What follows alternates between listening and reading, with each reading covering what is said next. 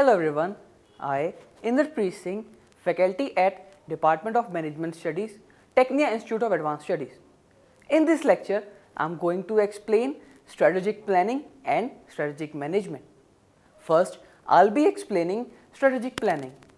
According to Robert Anthony, strategic planning is the process of deciding on the objective of the organization, on changes in these objectives, on the resources used to attain these objectives, and to the policies that are to govern the acquisition, use and disposition of these resources. Strategic planning seeks to answer the following questions. First, what are we now?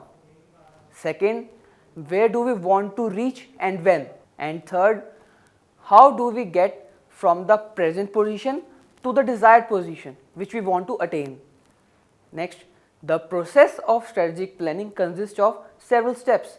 First is deciding what the organization wants to become. Second is identifying its strengths and weaknesses. Third is identifying opportunities and threats that the company likely to face in future. Fourth is deciding the strategies a company would follow to reach the desired position. And last is implementing and reviewing the strategies from time to time. Next, I am going to discuss is the features of strategic planning. First is strategic planning is planning for a company as a whole. Second is strategic responsibility is larger responsibility on the top management. Third is strategic responsibility is mainly long term in nature. Fourth is strategic planning relates the organization to its external environment. Next, I am going to discuss is the strategic management. According to Pierce and Robinson, strategic management is the set of decisions and actions resulting in formulation and implementation of strategies designed to achieve the desired objectives of organization.